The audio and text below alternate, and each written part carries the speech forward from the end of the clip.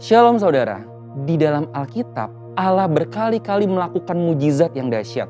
Bangsa Israel pernah menyaksikan dan mengalami bagaimana terbelahnya laut dan berjalan di atas dasar laut yang kering. Namun sayangnya hal tersebut tidak membuat bangsa Israel benar-benar mempercayai Allah. Melainkan dalam cerita selanjutnya kita tahu bangsa Israel justru memberontak kepada Allah. Saudara, mujizat adalah tindakan Allah untuk menyatakan kasih dan menolong manusia dengan cara merubah apa yang mustahil bagi manusia menjadi tidak mustahil. Sebab bagi Allah tidak ada yang mustahil. Tetapi yang perlu dicatat adalah mujizat tidak pernah menjadi tujuan utama.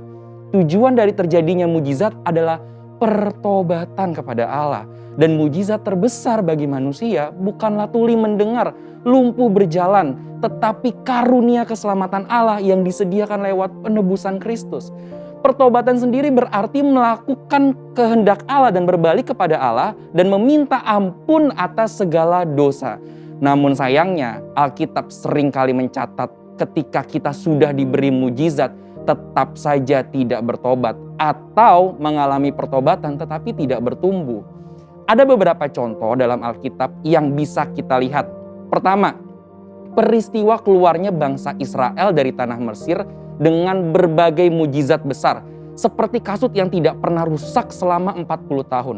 Apakah saudara terbayang berapa kasut yang dibutuhkan untuk perjalanan 40 tahun di padang gurun? Bisa 10-15 kasut. Tetapi bangsa Israel hanya membutuhkan satu kasut. Jika sekarang kasut itu adalah sandal atau sneaker. Belum lagi air yang keluar dari gunung batu dan makanan yang turun dari langit. Sedemikian dahsyat mujizat Tuhan. Namun tetap saja diakhiri dengan sungut-sungut dan pemberontakan kepada Tuhan. Kedua, Matius 11 ayat 20 mencatat. Lalu Yesus mulai mengecam kota-kota yang tidak bertobat.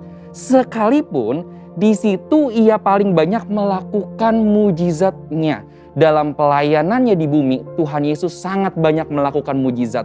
Tetapi ironisnya, kota-kota yang mengalami mujizat ini tidak bertobat sehingga dikecam oleh Tuhan Yesus. Ketiga, cerita Simon sang penyihir dalam Kisah Para Rasul yang tak mengerti bahwa mujizat diberikan agar manusia bertobat. Dan rasanya hal-hal seperti ini terus berulang sampai hari ini. Meskipun ada banyak mujizat, tidak semua orang yang menerima mujizat melakukan pertobatan yang sejati. Lalu apa sebenarnya prinsip, tujuan, dan maksud mujizat yang Tuhan berikan kepada manusia? Yang pertama, mujizat membuka pintu pertobatan. Seperti yang dikatakan di awal, mujizat bukanlah tujuan akhir.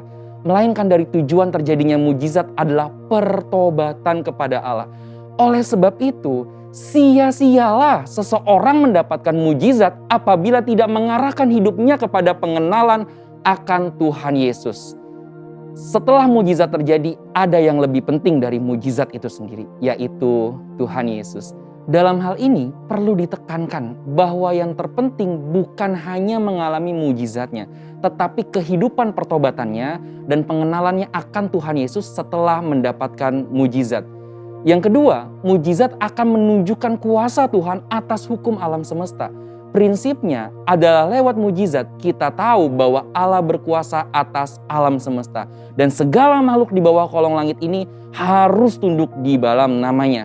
Yang ketiga, mujizat itu dalam rencana keselamatan.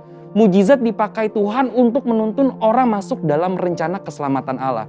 Tuhan izinkan mujizat terjadi supaya orang yang mengalaminya juga mengalami kebangkitan iman.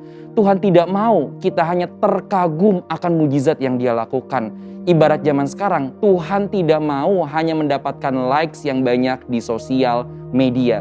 Tetapi yang Tuhan mau adalah ketika mujizat terjadi, mereka yang mengalaminya menjadi murid atau pengikut Tuhan Yesus yang setia.